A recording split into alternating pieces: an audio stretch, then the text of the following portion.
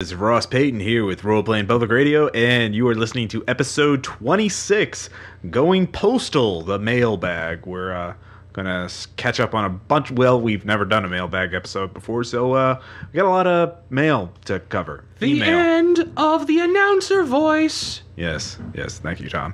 I thought I'd do that. You know. Okay, fair enough. Your own little announcer voice, the transvestite announcer voice. Whenever I do women, it always sounds like I'm on Monty Python. Exactly. Okay, the Monty Python cross-dressing announcer voice. Yeah, I'm not going to do it now. So, we've had an email address for quite some time, rpprpodcast@gmail.com, and we've all, in every episode we say, hey, if you have questions or for us, you want to give us some advice, well, guess or you what? want us to give you advice, feel free to email us, and people have. And yes, they've actually responded. It makes me happy. Oh, I know. Nice. So, of course, we have emailed them back. I try to be pretty good about that, but we've never really brought it up on the air before because I am lazy and I forget to do this. Yeah, you really haven't even put much of our Gen Con stuff up yet, have you? Actually, that's kind of quality is not so good on a lot of those exhibition hall ones. So. Well, we got the Johnny Nexus interview and the whole... the stuff you did. The Dig to Victory thing. Yeah. Oh, I see how this... Well, Tom, it's like, but the quality wasn't good, and by that I mean, Tom, you suck. Yeah. You should just not interact with the public. No, you should do an hour-long interview on Skype, Tom, with someone. I could set that up.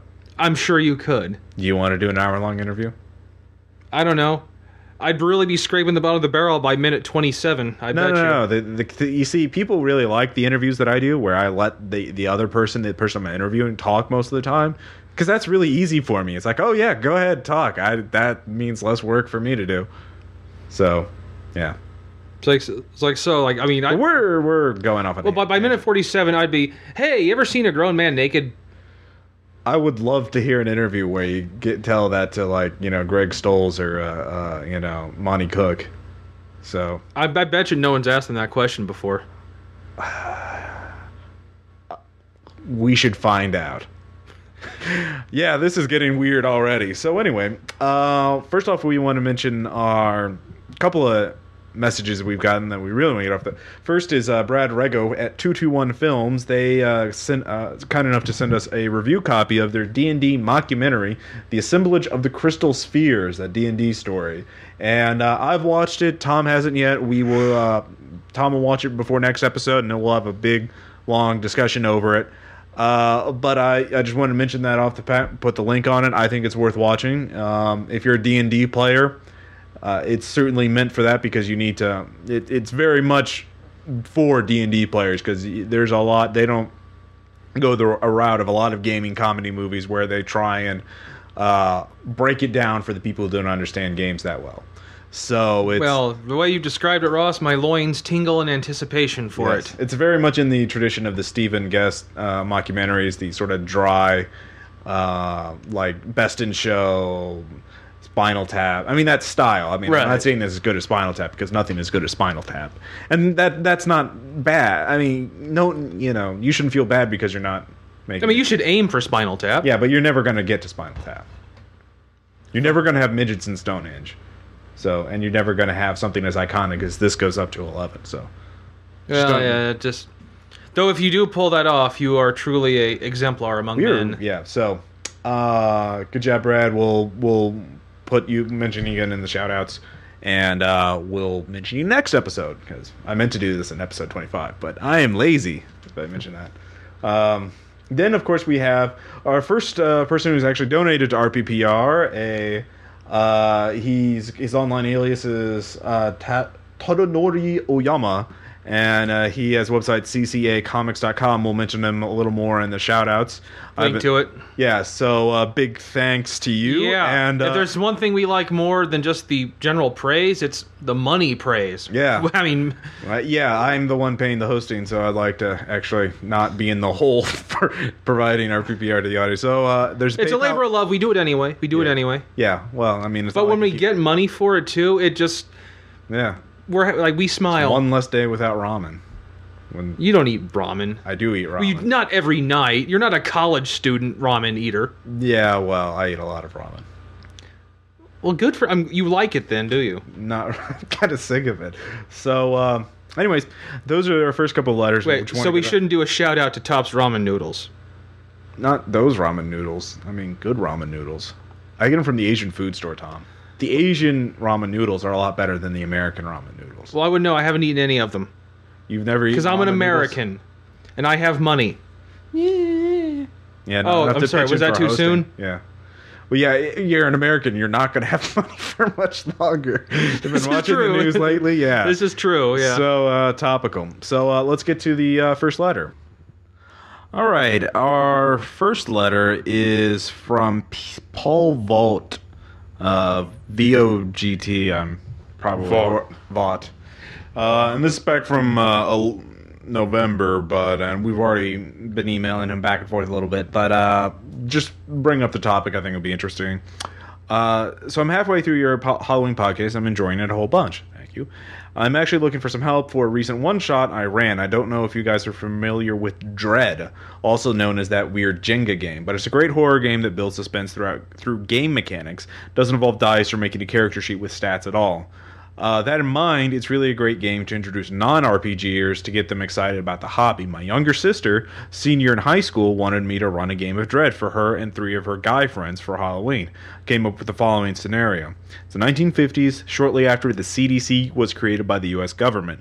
An outbreak of some weird disease has occurred on the Aleutian Island chain, between Alaska and Russia. On the Russian side of the chain, the players are a bunch of CDC scientists and 1 Alaskan guardsman. They are escorted by a Russian translator, of course, who is a KGB mole. They're sent in to follow up the first CDC team that was never heard from. They get to the island in the middle of the night. It's snowy and dark. The mayor of the island isn't there to meet them like they expected. They get to town, and in the town hall where the first team was set up, and all of their gear is trashed, and one of their scientists has literally had his head beaten in. Otherwise, there's no sign of activities. So, what do? Long story short, the townsfolk are actually pagan cultists that are bringing these diseases out intentionally to turn themselves into monsters in the image of the god they worship and bring the apocalypse, yada, yada, yada. I mean, that's all we've heard before. Cult happens. Yeah, exactly. Originally, they were like deep ones, but I couldn't come with a compelling silver bullet to give the players a chance to win. My question is this: can you help me think of a better way to resolve the story, or how in general to come up with a metaphorical silver bullet for the players to succeed? They have motivation to dig further and get off the island, but I want to give them the specific way that they can win or find the monster's weakness. Thanks. Paul from Wisconsin. Let's see. My favorite scene was when they favorite scene was when they went to the basement of the church. The mayor was the pagan priest. Spoiler. And the first CDC team was hung on crosses. As part of their transformation, they had to form communion lines, and the mayor was going through the motions of Catholic Mass, only cutting strips of flesh from the original CDC team and collecting their blood in giant communal chalices that the townspeople partook. It was rather awesome. It's certainly nice, yeah. One way of describing the blasphemy and the evil and the human sacrifice. Yes. Awesome. That's great. Nice visuals. Yes. So I sent him back some email. But first, I'd like to get your thoughts on it, Tom. What would you have advised? What would you do in that sort of situation? Well, I would have, obviously for a way to resolve the situation. Either I would have one if you're using pre-gen characters, which I'm assuming they were. Right. Well, actually, let's first talk a little bit about Dread. Have you? I've heard of it. Okay. I've never played it. Neither have I, and I would like to. We'll have a link up on the. Apparently, it's kind of like you have like a Jenga thing. Yeah, you know Jenga is that. Yeah, I played that. I played that many times. Right. You game of wooden blocks, and you take one, and then you put it on the top. And obviously, the last person who takes one out and causes the Jenga tower to fall over loses. Mm-hmm. In this game, basically anytime when you would be asked to make a skill check, or instead of rolling, you take one of the Jenga things off and put it on the top. So, the more, at first it's easy, then it's not. Then it really starts to get aggro. Yeah. So... anyways. But as for what I would do... Yeah. Well, if they're using pre-gens... let me mention the... Okay. Sorry. The other thing that you are doing is that once you get once you cause the tower to fall over, you die. And once you die, but you can dictate what you can do. So like if you're trying to kill the monster and you screw up and you cause the Jenga tower to fall over, then you could say, oh well, I died, but I take the monster with me. You know, we impale each other with my, you know, crowbar. Your pipe bomb goes off. And... exactly. So something like that. So okay. Now, as for what I would do using pre-gens, if you want a way out, I would say, you know, or there could be a goal. I would say have one person have information the others don't. That one person knows that they can send a radio signal that would cause an airstrike on the whole island. Okay. And that could be one, like, not silver bullet to end things, but get to a radio. Like gives them, so you're saying one player should have a goal, a secret goal, or yes, that he can choose to tell them about or not to. Okay. But if everyone knows about it, then the first thing I would do is disable their own radios. Isolate them, and then find out there may be one working radio still on the island, and then try to get that to send the signal to bomb the place. Okay. Why would you have... What for you would be the reason to give one player a secret information? I just like it. I've done games like that where I give one player something the others don't have, or I give multiple players little bits of information that only they know about. Right. That if they were to combine it all together, would, you know, paint a big, you know, the whole picture. But I've noticed players are notorious for, if they have a little nugget like that, like, I'm never going to share this, man. This is all, like, cool.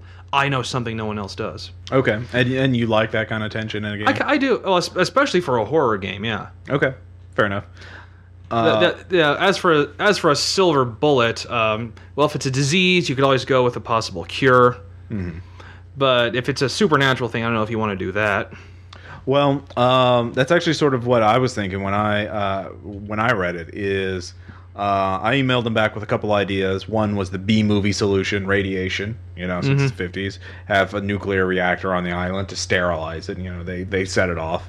The Thing solution, fire. You know, burn them. An atomic bomb, maybe. Yeah, that would be calling an airstrike. Modern versus ancient solution, science.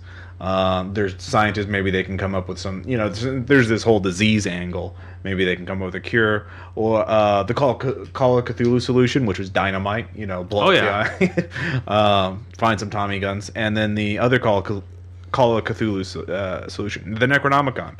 Find some magic book, you know, the MacGuffin, read it, and then there's a ritual to, like, in order to do the ritual, they can do... you know, they have to get 3 items to do it, you know. So it's sort of like a step and fetch quest. Now, if it's an actual disease, for an interesting bit of effect, you'd actually have it be contagious. Yeah. And, like, infect one or more of the players with it, too. Okay. So, there's all kinds of things you can do, do for that. So it's a very open scenario idea. And Paul Vogt wrote back afterwards, thanks for all the suggestions. I plan on running the game again. The same game, but with my actual gaming group, so hopefully they'll get a little more into it than the inexperienced high school students. I'm a big fan of Solution 5, which was the ritual one. Right. But he said, you know, so I think I'll give that a shot. Oh, yeah, but I would say definitely have an atomic angle if you're doing it in the 50s. Yeah. I mean, the main thing would be something to give them... what you would call things to do. I mean, like, you don't want to make it so simple that there's only one step. Find the radio, call in the airstrike. You want to make it, you know, give them... But that's an option. Yeah, well, give it a couple more hurdles. So it could be the magic ritual where you need, you know, a cup, a dagger, and the book. And then you have to get all 3 items, get them together, and then say the ritual midnight. Maybe for the radio, you could do the same thing. You need, you know, the power... the radio and the antenna. Frequency. Yeah, and the frequency. Or you need all these or things to consider, like the airstrike. It's not going to be a simple bomb. They're going to drop an A bomb, which means you're still on that island. Yeah, and you probably want to get out, or at least try to get out. Because the atomic bomb, it's dangerous. It's deadly. It's like a woman. Yeah. Which is a raillery video I'll link to. One of short video. Anyways, so yeah, that's sort of a good idea. Let's any other last words on this idea? I'd like to say I might steal this for one of my other groups. Oh, really? The whole scenario setup? Yeah, and if and when I do run that kind of scenario, I will share with RPPR what happened. Okay. And I'm totally going to give full props to the guy the original creator. Okay. I'm going to spread your ideas to all corners of the gaming world, man. Awesome. That's what we want to hear. So, all right, cool. Well, let's do the next letter. I already have it up. It's called House Rules in Crisis. It's from Daniel in New York, and he's going all the way back to episode 8, the role of rules. Made good arguments for and against letting the mechanics of a game take center stage. But the rules that are the biggest problem in my gaming room aren't the ones that are inside the books, but between our ears. The most prolific GM in our circle is Kevin, a dear friend of mine of several years. He's been running Dungeons & Dragons in a homebrewed world for longer than I've been alive. So, yeah, anyways. In an effort to simulate a more realistic, in quotes, medieval feel, he instituted several house rules, literacy being a feat for all non-wizard characters. For instance, doing away with the concept of alignment for non-outsiders. As time went on, the rules of the game changed. More house rules were needed to address those changes. Yeah. Either alterations of existing rules or prohibitions against them. For example, attacks of opportunity were abandoned, but feats that gave bonuses to AC against them remained as flat bonuses. Wow. Wow, that's not good. Yeah, that's like dodge and mobility. Mobility gives +4 AC versus attack opportunity. So +4 for 2 feet. Wow, that's okay. Meanwhile, crossbows or firearms were restricted to 1 shot per 10 rounds. Holy fuck. What the GM thought were realistic load times. This haphazard approach to the rules led him to giving the nod to second-level characters with an AC of 40 and fighting tooth and claw against a gun that fires twice a combat. As you can imagine, things are getting out of hand. The GM is not unskilled at telling a story with a group of people, but he's come so dedicated to house rules that what we're playing no longer can be described as D&D. And it's not only the system that suffers. We joke that his long-running Supers game doesn't use GURPS, but KERPS, Kevin's universal role-playing system, with similarly unbalanced rules. I can't imagine I'm the only gamer who has this problem, like to request an episode addressing this complex issue. Which house rules do you become a burden rather than a blessing? How can they be overcome short of utterly abandoning these games? Thanks for your advice and help. I'm an avid listener and look forward to any advice you can offer. So, I wrote a few things in, but Tom, what would you... Yeah. Well, I will say this. To me, house rules are not just rules you think of. Yeah. House rules need to be something the whole group agrees on. Yeah. Otherwise, they're just your rules. And if they're not the house's rules, they're the GM's rules. Yeah.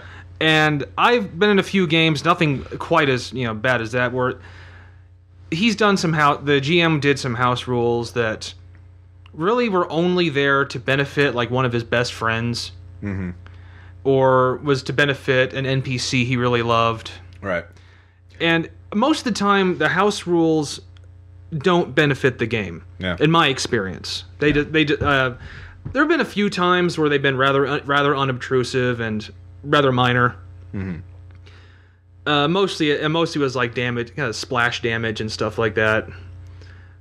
So, well, I mean, it doesn't seem to be the problem in that it's not favoritism disguised as something else. No, this is a different situation than ones I've had. Because the GM is striving towards realism. Well, there again, striving for realism in a fantasy Dungeons and Dragons world is kind of defeating the point of the game, I think. Well, nobody's ever going to get it right. I mean, the real world is so complex that, the supercomputers from the future won't be able to run it perfectly. I mean, it's just... so if you do that... it's not fun. The real world isn't.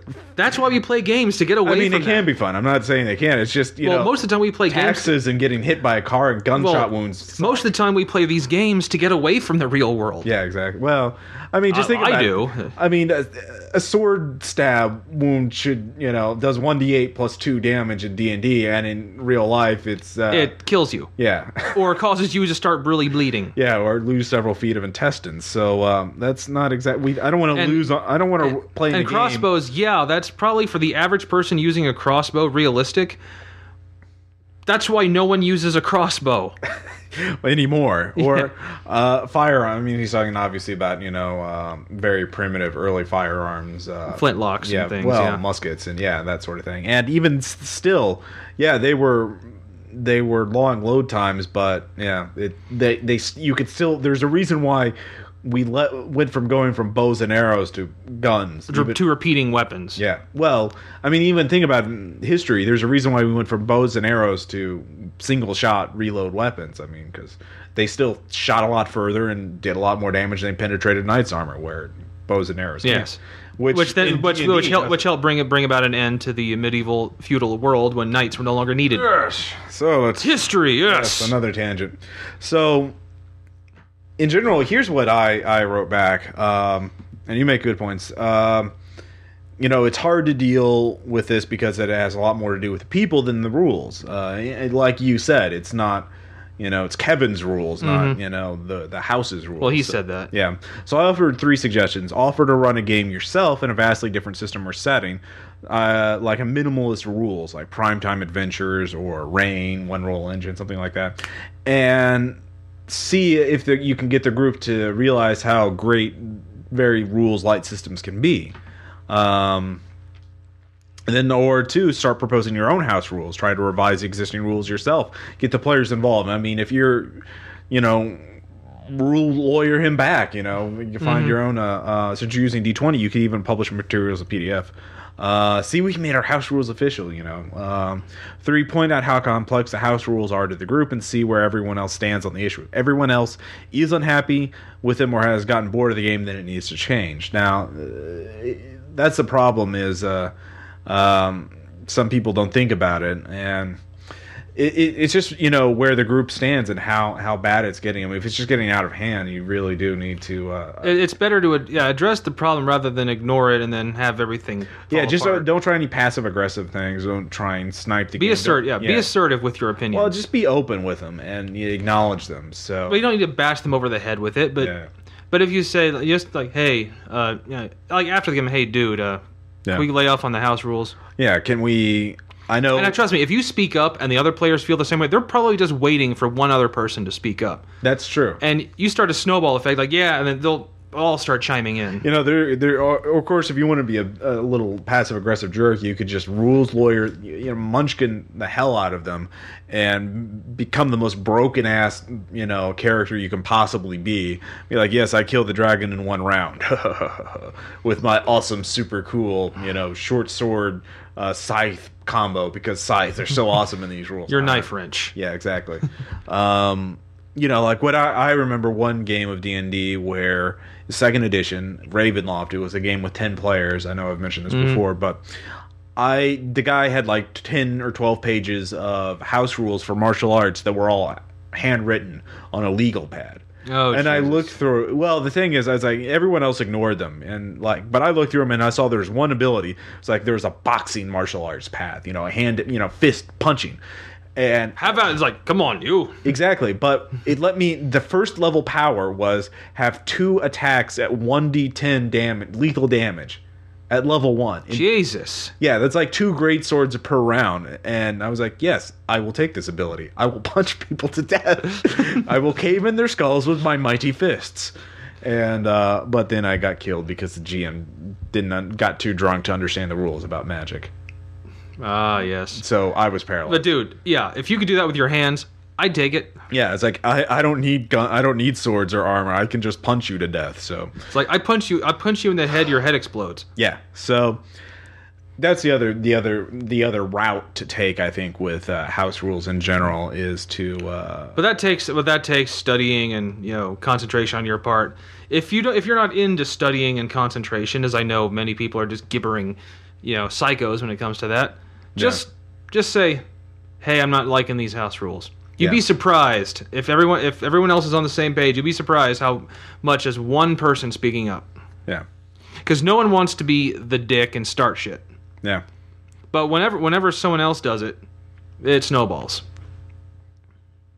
So I think that sort of covers it pretty well. Of course, we'll probably talk about this in future episodes. If you have any issues with house rules, pro or con, because house rules are kind of a necessary thing a lot of the times. Every group, Yeah. like actually in the D&D campaign, I've sort of unofficially officially allowed a lot of house rules because you're undermanned, and so I've allowed second winds and things like that to be used more than once per encounter. Because Well, at first we thought you could just use them however many times you wanted. yeah, and then I realized. Then we all realized, and I think it was almost universal. That's lame. Yeah. Well, Because we were needing them badly. because you're undermanned, and you know, once you get back to a normal group, then I'll probably remove that. And we need a healer. Yeah. Well, Yeah. that's your problem. Yeah, that's our problem. Yeah. So, let's go to the next letter. This is from Richard. It's from somewhere. From somewhere. Yeah, feedback for show and hosts. Hello, I have some feedback and questions for the show and for the two hosts, Tom and Ross. All right, Ross, before you continue, please stop doing that voice. All right, fair enough. Seriously. Flame Wars are complete and utter gold. I erupt into laughter every time I listen to the second Flame War where Tom says, then how do you explain those pictures of you as Piccolo with a 16-inch green rubber cock? It's brilliant. There should be more. So, kudos to you. Well, yes, I have said that the giant green rubber cock is a rather fascinating thing. Oh, am I doing that now? Yes, you are. Good, I was doing it on purpose. Okay. Sucks, doesn't it? Fair enough. Modern League of Extraordinary Gentlemen should be an ongoing series. It's awesome. And we do have one more session recorded that I have not yet posted because... Lazy! Yes. As I mentioned, aside from all that work that I do for the site. So... But still, when you're saying you're lazy, I have to jump in. It's my one opportunity. Like, yes, you are. Yeah. The recorded sessions are nice. Tell Cody that he excels at playing characters who can talk shit. Yes. That is Cody. One of Cody's... if only you could have been there when he was on Xbox Live. I think your rating actually went down a little. Yeah, I got a lot of negative feedback. I almost got kicked from Xbox Live for letting Cody talk on that. On my Well, you let him talk for like 20 minutes. I know. If you get kicked off, that's your own damn fault. It's been a while, but I did get a lot of negative feedback for that. Ross, you tend to and a lot as a GM. It sometimes can kill the mood, especially in the Yakuza game where you were in voice LT, who was I was under the impression was a complete badass. Badass is seldom and. Yes, this is an ongoing struggle and a problem with me. And Yes, Ross prefers not to do these shows in the evening. But with he's talking about the recorded games, the actual play. And when I'm improvising, when I'm trying to improvise a badass's character's dialogue, I just, it's a nasty habit, and I should stop it. And I'm a horrible person. I'll just, beat my head over rock for a couple hours as penance. Well, all right, as long as you got a plan. Okay. Do you guys think you could someday do a Hunter the Reckoning session? The old World of Darkness pretty much gone. Its fan base is still huge. We do actually...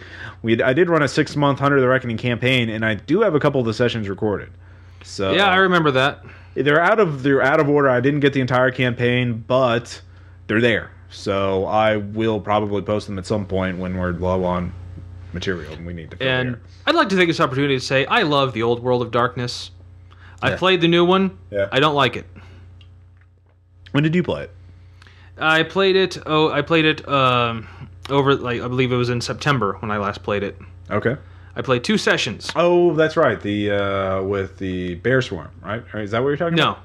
No. Oh. Well, I mean, I played that. I did play the 1 session of that. Yeah. But I played 2 others. It was a Vampire, the new one. Who was running it? One of my other groups. Okay, one of your other groups. Well, one I no longer play with. Oh. Another one I just kind of met, hanging out, and was like, "Hey, you want to play a game with us?" Like, "Yeah, sure, all right." Then I'm done. Tom, you like to play monsters, you've said. Is Clan I do. Nosferatu your favorite clan from Vampire the Masquerade, then? And then he has a little emoticon of a colon, then a capital P to indicate that he is sticking his tongue out. I see. Yeah. No, actually, Nosferatu are not my favorite. Is it Gangrel? Gangrels, no, actually, I love to play no, Gangrel. it's a Shamisei, right? It's Shamisei. No, the Setites. Setites? Yeah. The Setites.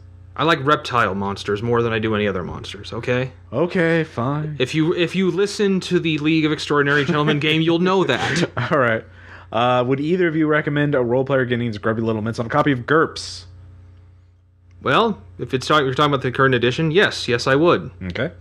The system takes a little bit of learning. Yeah. It does, but once you've got it, it's actually a hell of a lot of fun to make characters in.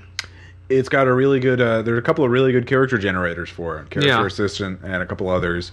So yeah, I would definitely recommend Fourth Ed GURPS as well. You just need the main book. You just need 2 books really, character and campaign, and that's all the rules you need for anything. Everything else is pretty much icing. Yeah, and then you can go to older editions, Third Ed. There's so much good, the rules themselves, the point values are all off, but the actual background material, the fluff, like GURPS Horror, has a lot of really awesome settings. Just as an example, Kenneth Haidt wrote it. Kenneth Haidt, who is like a really, really good horror RPG writer.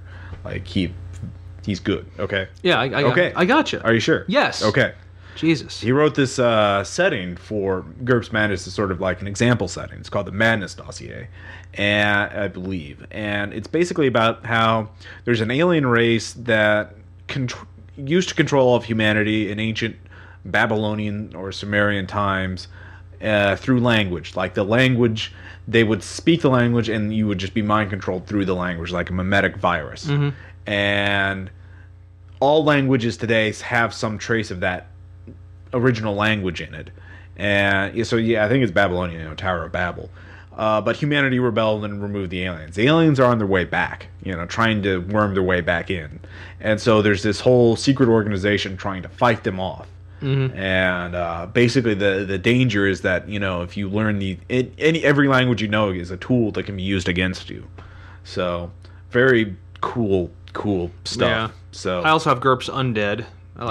Which that gives ideas to run a zombie kind of game I told you about. I'd love to do. Yeah. Playing sentient zombies in a zombie apocalypse. Right, and helping the people.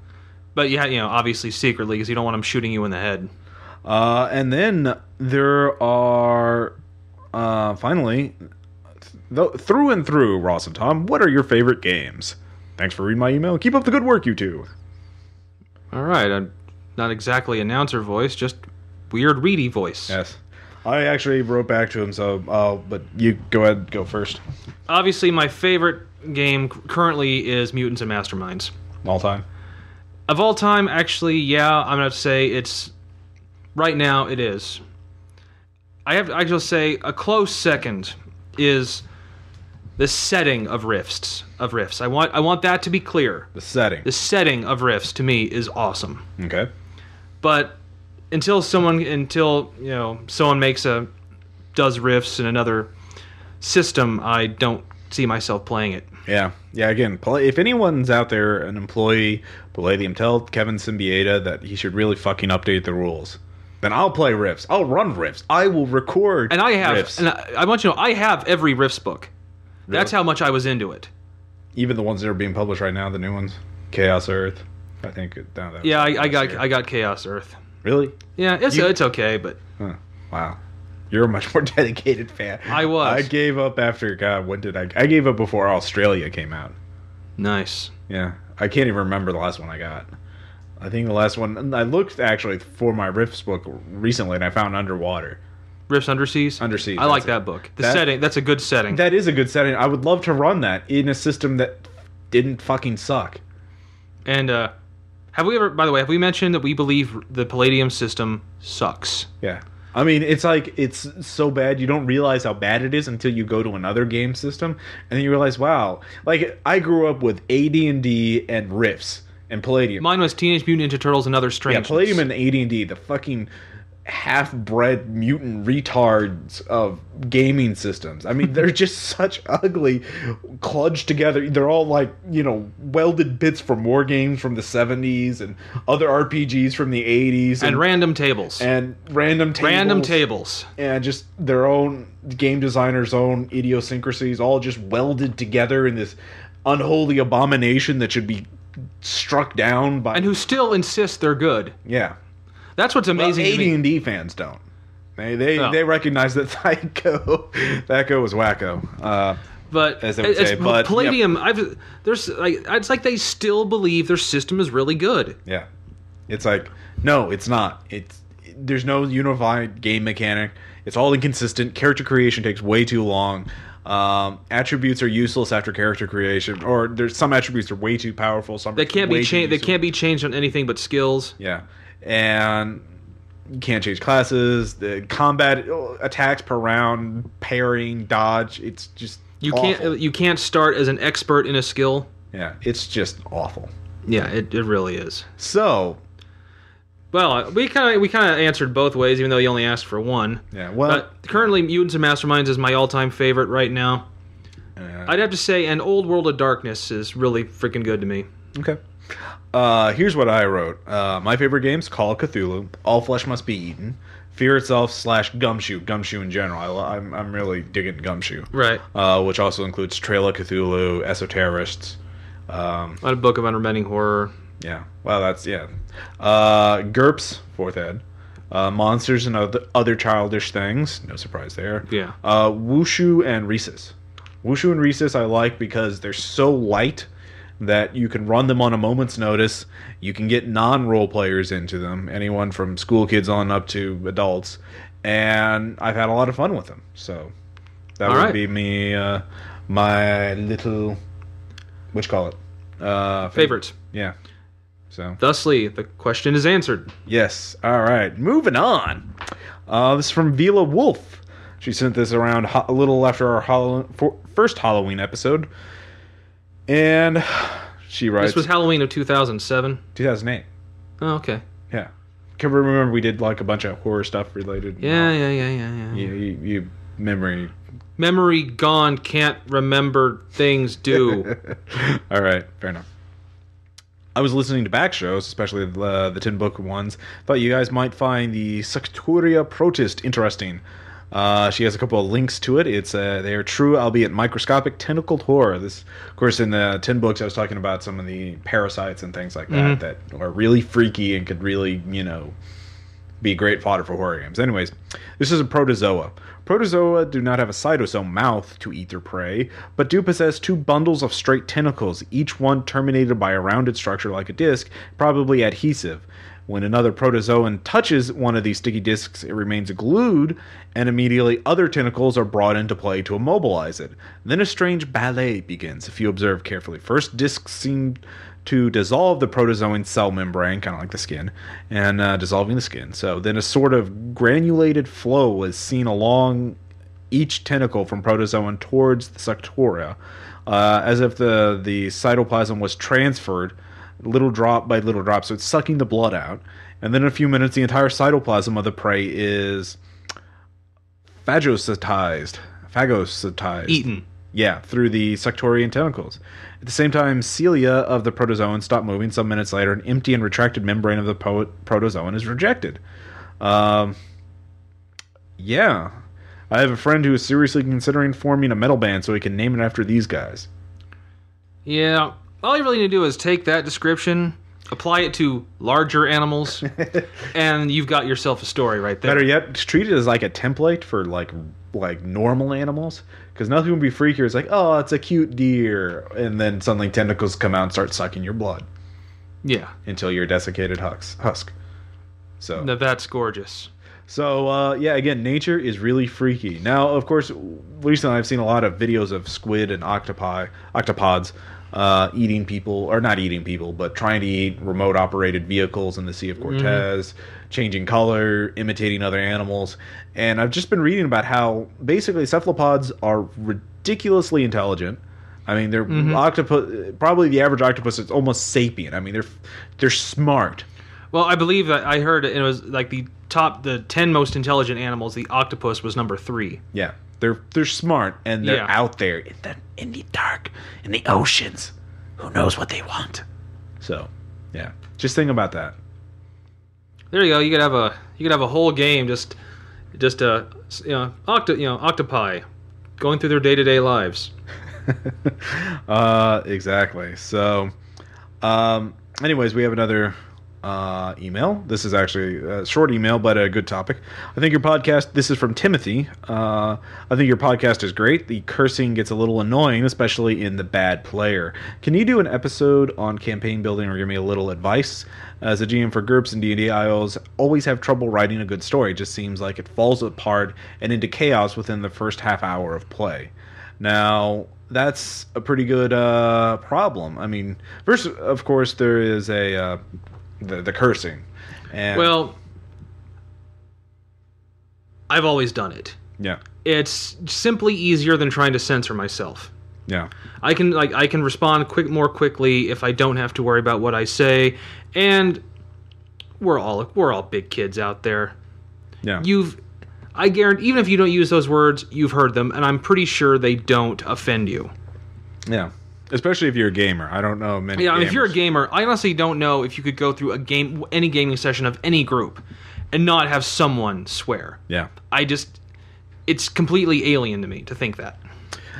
Yeah, honestly, there are some of the D&D games that we're going to have. I'm going to put the explicit tag on iTunes and mark it not safe for work, but because they're pretty vulgar even by our standards. But Cody helps a lot of that too. yeah, again, Cody, he's really good at talking shit. So there's that. But on the other hand, again, I just feel like we're doing this for free. We're not, if we went to a network of something. Obviously, if we were on the radio, yeah, we would obviously. Yeah, if the FCC was in charge, it was or some. Yeah, but I mean, we're doing this, and it's us. Just, I think it's just more authentic that we don't go out of our way to curse, though. No, I think that's where it gets the problem, where people swear for the sake of swearing. Yeah, I read an interesting discussion on the Fear the Boot forums where they were talking about what they liked and what they didn't like in podcasting, RPG podcasting specifically. And a lot of what they didn't like were podcasts, apparently, that had too much negativity, that talked too much shit, that talked too much, bashed everything they could, were very negative, very cynical, and we are very kind of snarky and sarcastic. But like the people that refuse to review anything they enjoy. Yeah. They just like to put down things, and then also talk tremendous amounts of smack, back and forth to other people. I've heard some of those. Yeah, so you can't be that negative. But I mean, if a rose is a rose, and something that's a piece of shit like the Palladium system is a piece of shit, just say it. Yeah, so that's our view of it. Yeah, you don't tiptoe through the tulips with it. So, but more importantly, we're a gaming podcast, and it's just part of the culture, and it makes you sound more like a gamer. To tell you the truth, that's really why we do that. That's true. So, yeah, it is. It's not just us. It is sort of the topic. So, but notice we use other words too. Yeah, we do use a lot of words, and we're probably the only podcast, I think, gaming podcast that's really addressed positivity. Happy themes, happiness, and joy. Like our last and things you enjoy. Well, save versus warm fuzzies. I was talking. Well, yeah. That was our last episode. Yeah, exactly. So, I think we're the only podcast that's really done an episode like that. So, yeah, think about that. So, the second part is episode on campaign building. Give me a little advice as a GM for GURPS and D&D. I always have a trouble writing a good story. It seems to always fall apart and into chaos within a half an hour play. Now I know where he's coming from, because I felt the same way a lot of times when I was writing, trying to run games from the very beginning when I was very inexperienced. High school. I remember those games. Yeah. Yeah. It's you think you have this idea and you can't quite get it to work, and when you play it, it just falls apart, because it's like you're a student trying to build a birdhouse in shop class, and you can't get the nails in quite straight, and the wood's not cut right, and when you put it up on the post in your backyard, the bird goes in and it just and the explodes. Baby birds, and they're like, "Oh my god, mommy, like cheap, cheap, cheap." That's kind of how I felt my first games were. That crappy birdhouse that was just like only not even a mother. Your parents are like, "Yeah, that's a birdhouse." I recognize. That's good. Don't let the Fair Housing Commission see this. So yeah, there's that. Well, I think the thing about that, first of all, just remember the point of games is to have fun. Yeah. And even if your big genius idea doesn't quite go the way you planned, gets chaotic, but if everyone still had a good time, that's still a successful game. Yeah. As for keeping it, to not descend into chaos, there's really nothing you can fully guarantee that will never happen. Right. There's no safeguards you can take to fully prevent it. There are steps you can take to lessen it. Yeah. First, keep people on track, first of all. Yeah.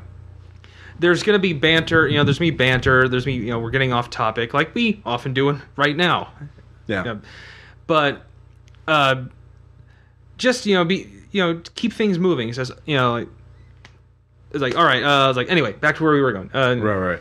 Well, I think to have a more concrete example, compare the Esoterrorist actual play to the Fear itself actual play. Esoterrorist, there's a lot of joking, a lot of off-topic banner, and the game sort of suffered a little bit. Mm-hmm. So in Fear itself, I said right at the beginning of the game, all right, I want you guys to take this seriously, or, keep the off-topic the contract. Minimum, the social contract. The social contract of the game. Just and establish that right away. But when you're planning, I think the problem is, or at least my problem when I was starting out as a GM, is that I was way too ambitious for what I was doing. I had notebooks full of campaign notes. Yeah. And I was going to do these incredibly subtle things. It was going to, weave layers upon layers. It was going to be a tapestry of just all these, I was going to do better than Lord of the Rings. And it ended up being a bath towel. Yeah. Didn't it? Exactly. Not even a bath towel, like some dirty thread and tears. A dirty rag in a garage. Yeah, exactly. Covered with my... Yeah, anyways. No. No bodily fluids. Just tears, but anyway. Okay, sure. You're just not ready to do this, and you don't really understand the medium yet of collaborative storytelling, role-playing yet. So keep it... the main thing is keep it simple, stupid. When you're starting out, when you're doing things, run very, very simple adventures, because it's, in a sense, it's kind of like cooking in a way. You can always add stuff in. If you start with a simple recipe, you can always add crap in. You can always add a couple new spices, a couple new things. Hard to take things out. It's hard to take things out. So if you're like, all right, I'm going to start out with this. All right, they're going to get betrayed in the first 5 minutes and double crossed 20 minutes later, but the good guys turn out to be the bad guys turn out to be good guys, and then they have to go, 3 reverses of action, 3 dungeons later, 3 puzzles that they would have to get clues from all the previous adventures all put together. You're like, no. Have it like, all right, your mission is to get a gold ring. It's in the level 5 of this dungeon. Go. There are hostages on this 3rd floor of this building. Yeah. The thing I think new GMs don't realize is how little, in terms of what you have to prepare, will actually stick with the players. Very little of and on the other hand, how little it takes to actually make a really awesome encounter, how to do something really good. Because you don't know at the beginning of the session what they're really going to grab, what they're really going to latch onto. Like, again, I didn't know that the players were going to really connect with the Gripply, the frog people in this D&D campaign when I introduced them. Well, when they did, I was like, all right, I got to send it for the campaign. So yeah, it's more important to come up with not so much whole stories, but things you want to put in. Like in a case, like, all right, I want to put in a street gang. Yeah. Don't think of a name, but then hold it in reserve. There will come a time when you'll find that, hey, I can do hey, this is a good moment. I can throw this idea in. Yeah. It's more important to have a big book of ideas. Yeah. Like of NPCs, places, things, items, weapons. Just have a list, and then let the story flow. I guarantee you it will, with very little help from you. Right. And you're going to find a moment when it's going to be good to bring X in. Yeah. Or bring Y in, or take Y out and put X back in. Yeah.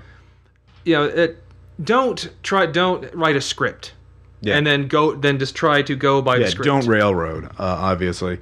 Of course, it takes time to learn how to improvise and adapt on the spot, to readjust. Right, and don't be too ambitious your first time. Yeah, just less is more. Only like 3 to 5 elements at play. Like if you're running a modern game, I want a street gang, I want a kidnapping, and I want one complication along the way. And a briefcase MacGuffin. Yeah. Like, all right, so here's what it is. The players are hired with just those 3 elements. The players are hired to rescue someone who's been kidnapped by the gang. When they get there, the complication is there's also a suitcase and they grab it, they can't open it. It's locked. And it's a really high-tech briefcase, very sturdy. They can't unlock it. They then have other bad guys try and grab the briefcase. That's enough. That's all you need. You don't need anything else. Don't put anything. That's easily at least several hours. Yeah, that's you see, that's it. That's all you need. Those 4 elements. And then the next session, you build off of that, and you realize it only took that little to have that whole one session. Well, what you do is once you take those 4 things, the gang, the kidnapping, the briefcase, and then the bad guys who are going after the briefcase, stat all those up, and that's all you need. And then just let it go. Say, And the way I work is usually I think logically, what would these NPCs be doing behind the scenes? What they have their own plan. Just pursue that plan. So it's just a matter of keeping and do some research too. Like watch some movies for plot ideas. Mm-hmm. Yeah, well, we've emphasized that time and time again. So. Oh yeah. Of course, speaking of stealing, the best thing to do if you're a very new GM is to use pre-published scenarios. Yes, indeed. Like it's only like for Call of Cthulhu, which is investigative mystery. That's pretty much all I've done. Partially because Call of Cthulhu scenarios are all really well written. There's so many good ones, but running a mystery is harder than running a dungeon crawl. But even a dungeon crawl, you want to keep it. These people have hopefully been paid and they understand what they're doing, so they're going to be better than probably what you can make up from your very first time. So right. Run a pre-published scenario, or at least a couple, and one at least to cut your teeth on. Yeah. And once you feel confident, you can start modifying the published scenario. Say, like, all right, instead of orcs, there's lizard people. All right, I'm an original GM, so... Instead of in a mountain, it's in a swamp. Yeah. The dungeon looks identically the same, but now there's mold that kills them, something like that. So, yeah, when you're a new GM, it's very easy for things to go downhill. So you just start just a few things and learn how those work. And, street gang, maybe not even have the briefcase in there. Just a straight up street gang kidnapping thing. And then see how that works out. And once you can run a very simple scenario, then you can start working. Then you can work your way up to full on campaigns. Yeah, which you'll find are put together largely the same way. Yeah. So yeah. Anyways, that's 5 letters. So we have more. We'll probably do another mailbag episode sometime in the future. But so if you have any messages. Or emails, or feel free to email us at rpprpodcast@gmail.com, or if you'd like to donate, again, we like that. Yes, we got to pay that hosting bill. So next up, I think we of course have a letter from Tom, yes. And then we have some shout. Yeah, you want to see Uwe Boll win an Oscar? No, I just say the odds of that happening about the same with me accomplishing all of those. Okay. But by mentioning it now, it's more possible that becomes true. Yeah, now that I've actually mentioned it. Yeah, so it's maybe not a snowball's chance in hell, maybe a snowball's chance in, say, a foundry. Okay, all right, fair enough. But of course, now we have some shout-outs to. Again, I'd like to mention 221 Films for the assemblage of the Crystal Sphere.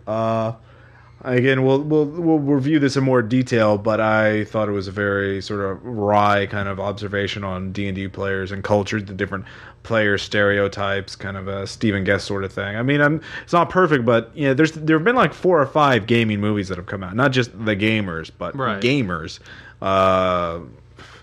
Uber Goober, some documentary that was just pretty bad. The Gamers was pretty good, obviously, but Uber Goober we wasn't. Speak well of them. Yeah. Did you see part of Uber Goobers? I got the DVD. And okay. No. There've been like 2 or 3 others. They all usually are like the gamers are gaming or game.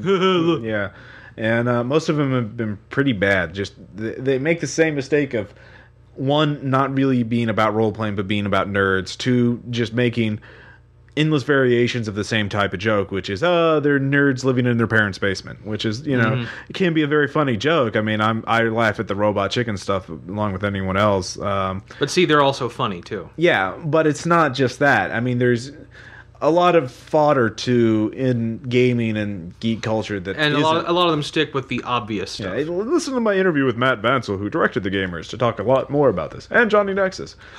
So. Ross is an artist. Yes, an interviewer, which you really aren't.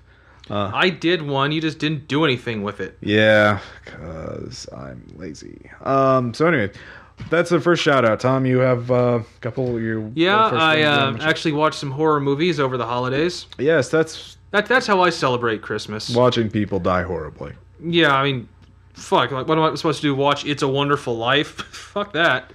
You could have watched The Life and Adventures of Santa Claus, which is actually a pretty trippy claymation movie. It's where Santa Claus is raised by a wood nymph and a lioness. It's written by Frank Baum, who also wrote The Wizard of Oz. So there's a genocidal war where the forest spirits kill a race of ogres. Talking too much. Yeah. Well, the first one I saw was Wild Country, Yeah. which is a Scottish, it's a UK but Scottish Yeah. werewolf movie, Okay. and it harkens back to the four-legged werewolf back from like American Werewolf in London, which is one of my favorite movies of all time. Yeah.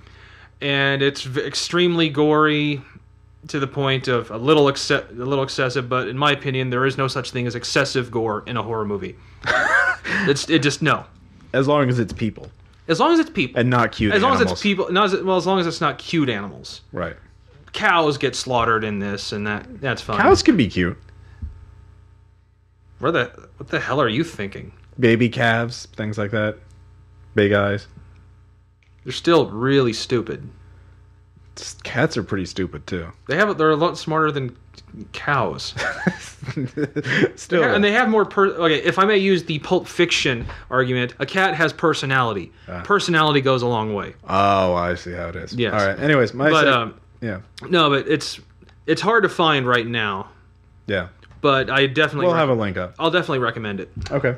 Next, I would like to mention our first donator, Tadori Oyama. Yeah. Who has a website, ccacomics.com. We do, as he says, we do silly sprite comics about various video game characters. So I haven't actually looked at it yet, but sprite. I'm already gonna give it a good review. He paid us off, so he. Well, he says he'd rather have honesty to bribe praise. Oh, I'm sorry. Yeah, but we will put a link up there, and I'll take a look at it. We'll talk about it next episode. Yes, we will. So we can both look at it. But I mean, sprite comics they're usually bad, but not necessarily 8-bit comics.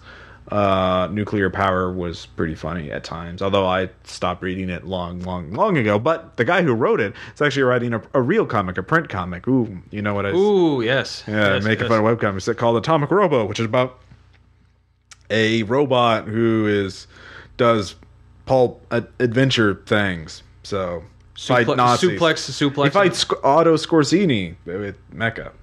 Well, he is a robot. Scorzini has the Nazi mecha. Yeah. So I'm pretty sure that Scorzini wasn't a robot himself. No, he had mecha. You see, he was the guy. So yes. Okay.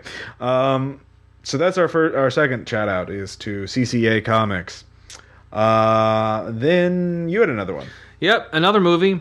And just so you know, it is a Tromaville movie. So that already conjures up many images, I'm sure. Yeah. Surf Nazis Must Die, Toxic Adventure. Class of Nukem High. Yeah. Tromeo and Juliet. Yeah.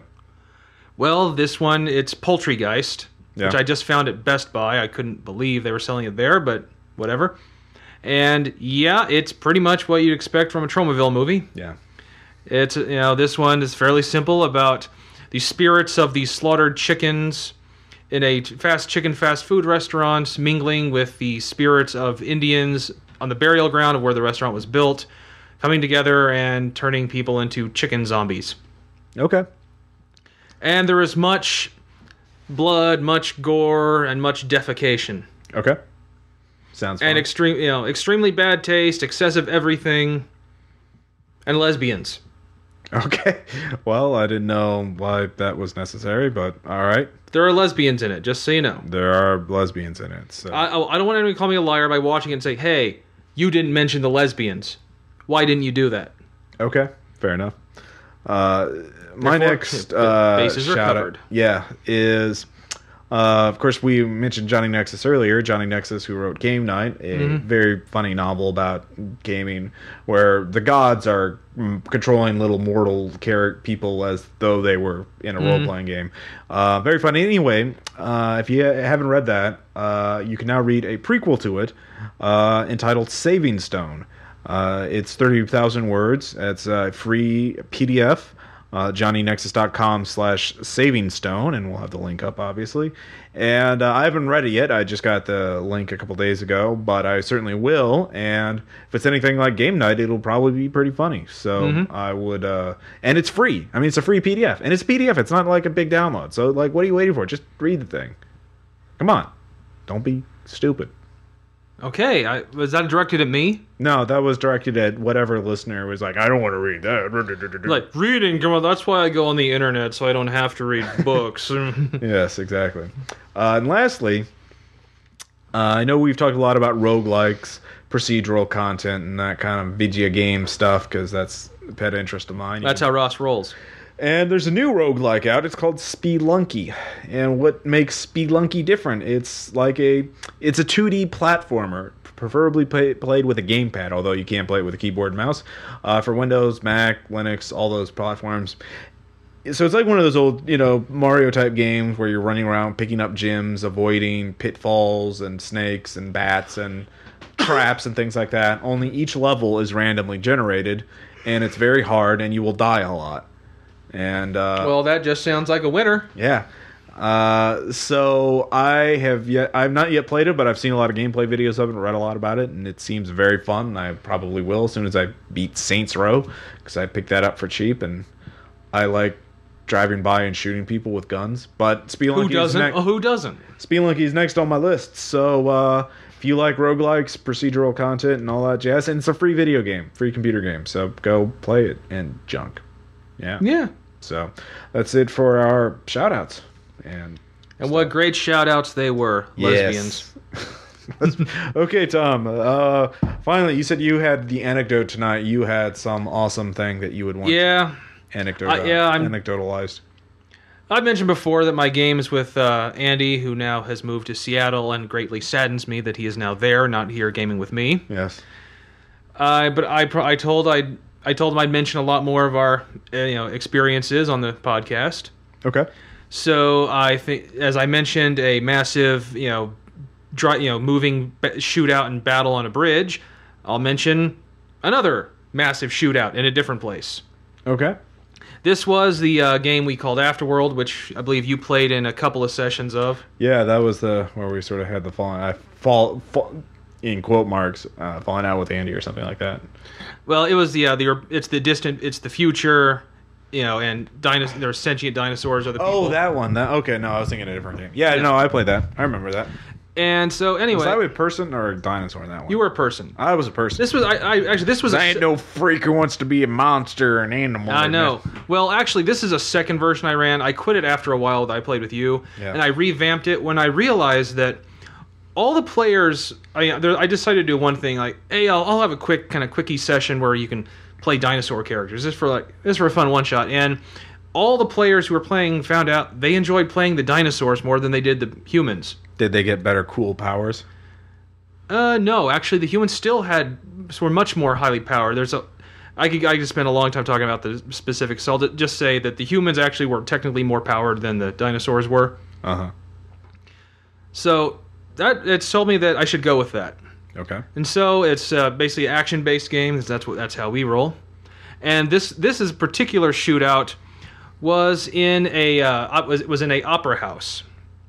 Well, actually, a grand orchestra hall, or rather, the restaurant that sat above it. Okay. And it's futuristic technology, so architecture can be a little freaky. What this restaurant, the whole floor was basically one-way glass. Mm-hmm. Where if you're looking up from the orchestra, it's just like a big reflective dome.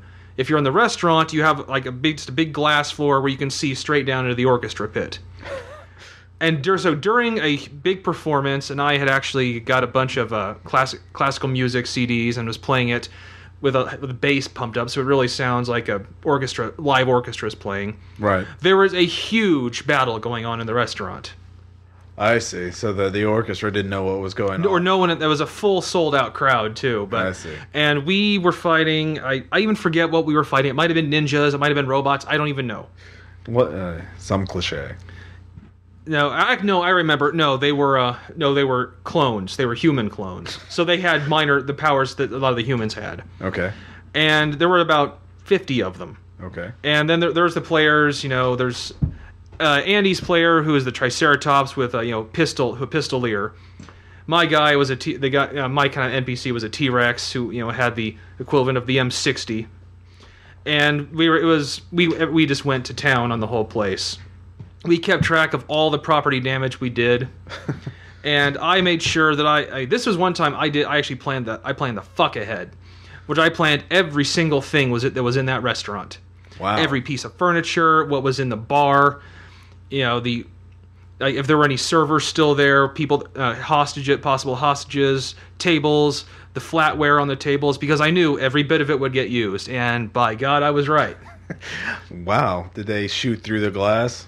The glass, it's not glass. It's more like it's like shatterproof, reinforced, like plexiglass. I see.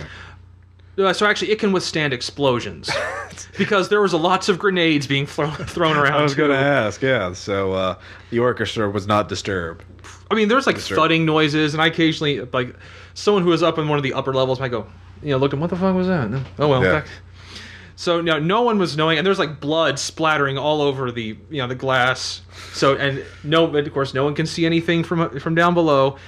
There was one moment in particular. One of the clones threw a. This was corrosive. It was like a corrosive grenade, kind of like the class 2 solvent grenade. Okay. Not just acid. And he was just threw it, and it barely got out of his hand when Andy, it was his system, and there's a way that you have like what he calls kismet points, which you can spend to help a roll or make something really cool happen. Okay. He spent a lot of them and actually managed to shoot the grenade right as it left his hand. So it sprayed the whole place in, ultra corrosive stuff that ate through like 12 of them. And by that point, once again, most of the players were like, I'm the GM, so I'm still running this. I have to be seated, but everyone else is like up on their feet, screaming what they're going to do next. It was one of those that it actually exhausted you. Right. To play, to run this, and by the time it was over, we all had to finally sit down and just, high fives all around, catching breath. Yeah. Those were the kind of games I lived for when I was with them. Wow, that does sound like an awesome game. Where'd you get the idea of having the orchestra below and the restaurant above? I thought of it first, because one of the ideas I thought I listed the places where I planned where it would be cool to have a gunfight or a fight. One of them was a rotating rooftop restaurant, like in a hotel. Right. There was another one that was an orchestra hall, and I don't know. I don't know. I was just planning this session and thought it doesn't know. So what just came to me, like, combine the two. Mm-hmm. And I thought, and even better, have a full orchestra pit that doesn't know what the hell's going on upstairs. Right, so you can keep playing the music. Exactly. And I see. And I had a pretty nice selection of, like, I know this is supposed to be the distant future, and this is a different society of non-humans. I don't know what their classical music would be, but I was playing pretty It sounds like Mozart to you. Or actually, and what's even better, I don't know if it was fate. This was one of those things I did not plan for. But during the final battle, we were fighting the last of them. It was the 1812 overture. Well, nice. And I didn't plan it that way. It was an 1812 overture wasn't even the last. When a plan comes together. It wasn't even the last song on the CD. Right. But it was just where we happened to be at that moment, and we're like, okay. I just decided I was just going to have them finally kill the last. I'm like, no. Fuck it, this has to end with explosions. All right. And so then of course this was a game I just had a gunship show up and then try to finish them all off. Yeah. And so rockets were exploding, and finally, I think finally a few more people in the slightly lower rows noticed something's going on. I see. And they take it. I forget exactly what they did, but they take out the gunship, which then crashes into the restaurant, doesn't explode. And I said when the fight is finally over, I stopped it and jumped ahead to a pre-prepared track I had, which is just applause of a crowd, like the performance is over. Nice. And that's another one of those that we still talk about. I can see why. It's a very epic fight. So, well, I mean, I get talking fast just talking about it. Yeah, no, I can tell. And I'll mention some more. Andy himself has run some sessions of this that the fights were just beautiful too. Well, save them. I'll save them for later. All right, so I think that's a pretty good conclusion to this episode. They went postal. They were going postal. Yeah, see how that it all works together, layers upon layers. Everything is connected. Yes. So, everything. So anyways, if you want to be heard on RPPR, send us an email and we'll do another mailbag sometime. Well, they're good things to do, and also it doesn't take much preparation on our part. Yeah, exactly. It's like, oh, this guy wrote this. All right. So this is Ross Payton here.